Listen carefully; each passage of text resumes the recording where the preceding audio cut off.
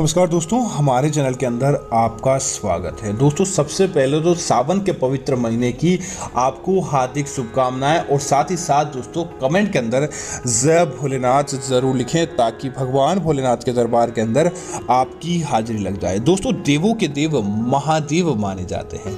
जिस प्रकार साधारण पूजा करने के बाद भगवान भोलेनाथ प्रसन्न हो जाते हैं, तो दोस्तों अगर आप भगवान भोलेनाथ की पूजा के अंदर किसी प्रकार की कोई गलती कर देते हैं तो दोस्तों आपको बहुत ज़्यादा क्रोध का सामना करना पड़ता है। दोस्तों, आज हम आपको बताने वाले हैं कि किसी भी प्रकार की कोई भी बात हो जाए, लेकिन भगवान शिव की पूजा के अंदर अगर आप ये गलती करते हैं तो दोस्तों आपको बहुत ज़्यादा दुखद परिणाम देखने को मिलता है।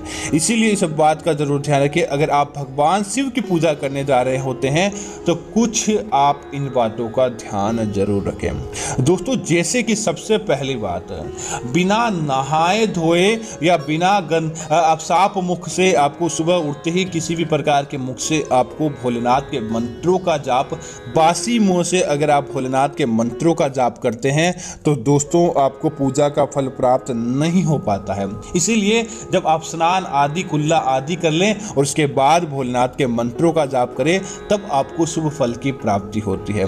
दोस्तों, दूसरी चीज की बात करें तो इस बात का ध्यान रखें, भोलेनाथ को कभी भी प्लास्टिक के पात्र के अंदर जल आदि अर्पित नहीं करें।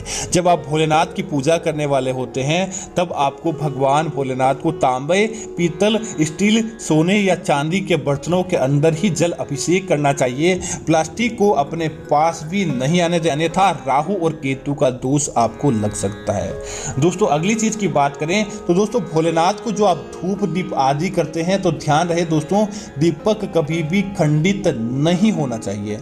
अगर आप खंडित दीपक से भगवान भोलेनाथ की पूजा करते हैं तो दोस्तों भोलेनाथ के क्रोध का आपको सामना करना पड़ता है और साथ ही साथ आपके जीवन के अंदर भोलेनाथ रुष्ट भी हो जाते हैं। इसलिए इस बात का जरूर ध्यान रखना चाहिए।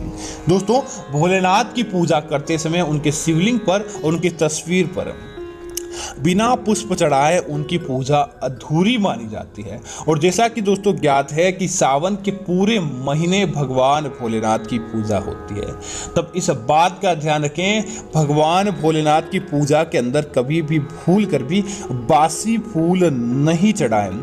और दोस्तों आप इस बात का भी ध्यान रखें, पहले दिन चढ़ाए गए भोलेनाथ को फूल आप दूसरे दिन तुरंत प्रभाव से वहां से हटा लें। अगर आप वहां से फूल नहीं हटाते तो आपके आसपास नकारात्मकता फैल जाती है। इसीलिए इस बात का ध्यान रखें कि बासी फूल जरूर हटा लें।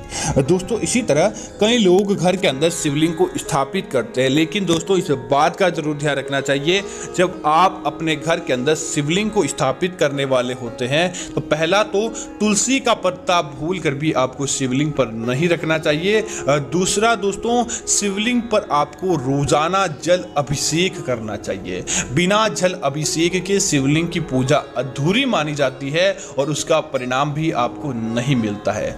तीसरी चीज है, जब आप शिवलिंग को अपने पास रखते हैं तो सुबह आपको जल्दी उठने का नियम बनाना चाहिए। बिना आप जल्दी उठे अगर आप देर तक सोते रहते हैं तो दोस्तों भोलेनाथ के क्रोध का आपको विशेष सामना करना पड़ता है। इसी तरह दोस्तों, जब आप भगवान शिव की पूजा करने वाले होते हैं तब अक्षत अर्थात कि चावल का विशेष महत्व रहता है और भगवान भोलेनाथ को चावल जरूर चढ़ाया जाता है। लेकिन दोस्तों इस बात का जरूर ध्यान रखना चाहिए कि चावल खंडित ना हो और चावल टुकड़े हुए होने नहीं चाहिए। चावल दोस्तों पूरी मात्रा के अंदर हो तो ही इसका अच्छा परिणाम देखने को मिलता है और आपको इसकी पूजा का फल प्राप्त होता है। इसी तरह दोस्तों इस बात का ध्यान रखें, अगर सावन के महीने के अंदर अगर आप भगवान भोलेनाथ को मंदिर जाते हैं, उनके याद करते हैं तो दोस्तों खाली पेट ही जाएं। भोजन करने के बाद अगर आप भगवान शिव की पूजा करते हैं तब आपको उचित परिणाम देखने को नहीं मिलता।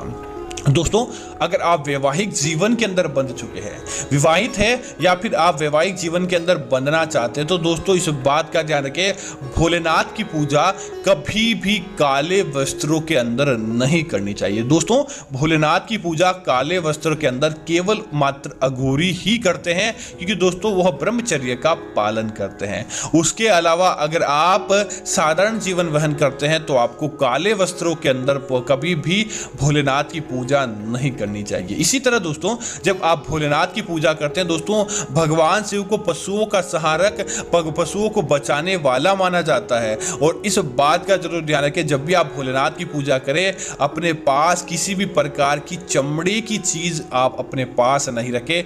जूते, चप्पल, बेल्ट आदि आप चमड़े की चीजें रखते हैं। और इसी के साथ ही दूसरी बात यह है कि अगर आप मांस का सेवन करके आप भोलेनाथ की पूजा करते हैं या सावन के पवित्र महीने के अंदर आप मांस का सेवन करते हैं तो दोस्तों आपको हमेशा दुखद परिणाम देखने को मिलता है। तो इसीलिए इस बात का ध्यान रखें, क्योंकि दोस्तों साक्षात भोलेनाथ ने जानवरों को अपना साथी बनाया था। उनका वाहन दोस्तों नंदी माना जाता है और उनके गले के अंदर हमेशा नाग विराजमान रहता है। और भगवान श्री गणेश जी को उन्होंने गज का मुख दिया था। इसी वजह से दोस्तों उन्हें जानवरों का विशेष ध्यान आपको रखना चाहिए। तब आप इन चीजों का ध्यान रखते हैं तो दोस्तों शिव पूजा का आपको विशेष महत्व और फल प्राप्त होता है। और अगर आप ये गलतियां करते हैं तो दोस्तों शिव आपसे प्रसन्न होने के बजाय नाराज भी हो सकते हैं। तो उम्मीद है कि यह जानकारी आपको अच्छी लगी होगी। इस प्रकार की अन्य जानकारी देखने के लिए आप हमारे चैनल को सब्सक्राइब करें और साथ ही साथ वीडियो को लाइक और शेयर करना ना भूलें, ताकि ऐसी जानकारियां मिलती रहेगी। धन्यवाद मित्रों।